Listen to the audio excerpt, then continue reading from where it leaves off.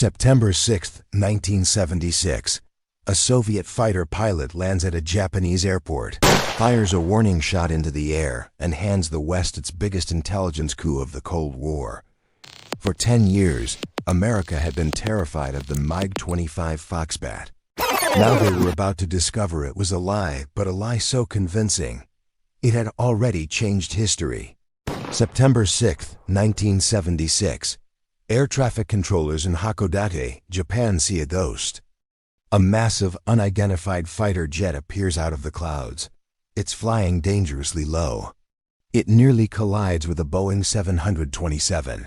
It slams onto the runway, pops a drag chute, and skids off the end of the tarmac. Lieutenant Viktor Belenko climbs out of the cockpit. He pulls out a Makarov pistol and fires a warning shot to keep curious Japanese civilians away. But he isn't invading, he's defecting. And the machine he just handed to the West is the MiG-25 Foxbat. Welcome to ShadowWorks. Today we open the file on the MiG-25, the plane that terrified the United States into building the F-15 Eagle, only to turn out to be held together with steel, spite, and vodka. The CIA had been hunting this plane for a decade. Satellites couldn't see inside it. Spies couldn't get close. And now, Viktor Belenko had just delivered one gift wrapped.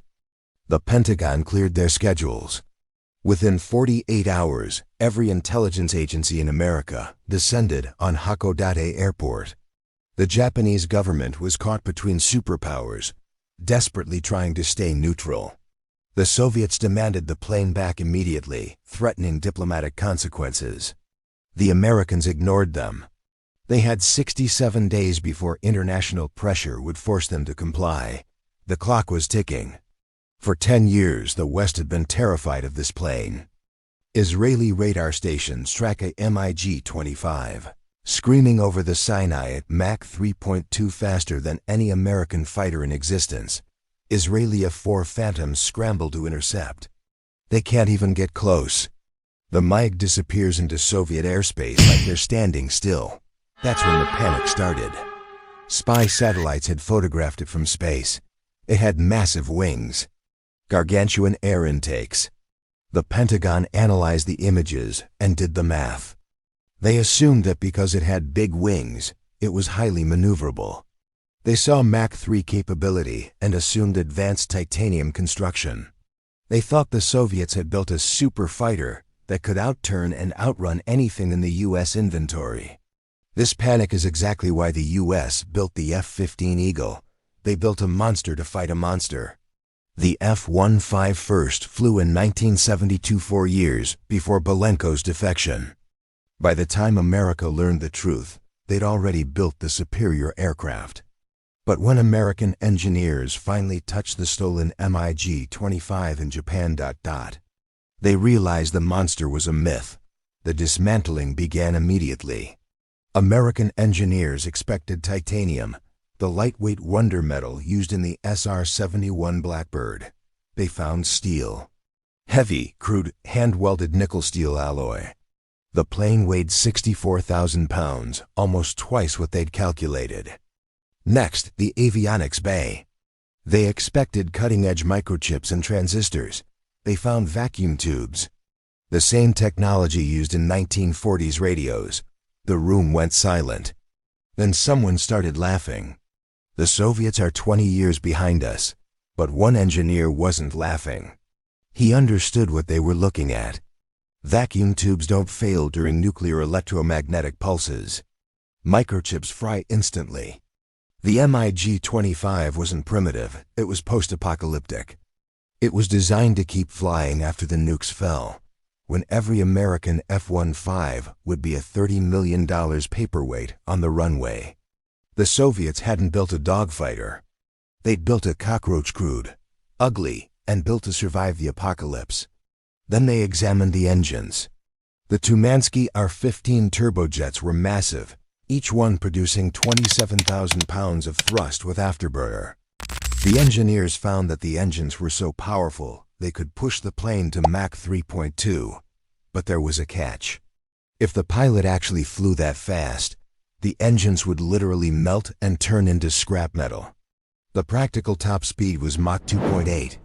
Even at that speed, the airframe heated up so much that the fuel tanks expanded and leaked jet fuel all over the runway after landing. Viktor Belenko later told his debriefers that Soviet pilots called it the Devil's Chariot. It couldn't dogfight. It could barely turn without ripping its wings off. But point it at a B-52, light the afterburners, and nothing on Earth could catch you. We weren't fighter pilots, Belenko said. We were missile platforms with ejection seats. Then they found the cooling system. To keep the massive RP-25 radar from overheating at high speeds, the MiG-25 carried 200 liters of pure grain alcohol mixed with distilled water. It was essentially high-proof vodka, circulated through the radar like engine coolant. Soviet ground crews had been drinking it for years. They'd drain a few liters, top it off with water, and hope the pilot didn't push the radar too hard. The plane earned a nickname among the mechanics, the Flying Restaurant. One Soviet mechanic later admitted, "We always knew when a MiG-25 was coming back. You could smell the alcohol from half a kilometer away." The Americans couldn't believe it. The most feared interceptor in the world ran on vodka that the ground crew was stealing for weekend parties. After 67 days of meticulous disassembly, every rivet catalogued, every weld photographed, the U.S. returned the plane to the Soviet Union. They sent it back in 67 crates. Precisely catalogued. Like returning a dissected insect to a museum. The Soviets opened the crates and found American fingerprints, tool marks, and according to one report, a forgotten CIA business card wedged inside a panel. They sent Viktor Belenko to America, where he became a U.S. citizen, an aerospace engineer, and later consulted on the development of the F-18 Hornet. Here's the cruel joke. The F-15 Eagle, one of the greatest fighters ever built, undefeated in air combat, with 104 victories and 0 losses, exists because the Pentagon believed the MiG-25 was a super-maneuverable titanium wonder jet. It wasn't, but American intelligence analysts looked at those massive wings and assumed maneuverability. They saw Mach 3 capability and assumed advanced materials. They built an entire fighter program around beating a threat that didn't exist. The MiG-25 was a paper tiger. It couldn't turn. It couldn't dogfight. Its engines would melt if you pushed them. Soviet ground crews drank its coolant, but it won anyway. Not because it was good, because America believed it was good. The fear of a fake weapon created a real one. The F-15 Eagle dominated air combat for 50 years and never lost a dogfight. It was faster, more agile, and technologically superior in every way. And it only exists because of a Soviet bluff.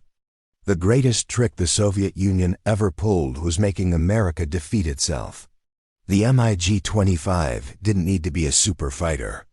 It just needed to look like one long enough for the Pentagon to panic. Mission accomplished. The Cold War wasn't won with superior technology. It was won with superior deception. The MiG-25 proves it. The best weapon is the one your enemy builds for you. But some Cold War secrets are darker than fake superfighters.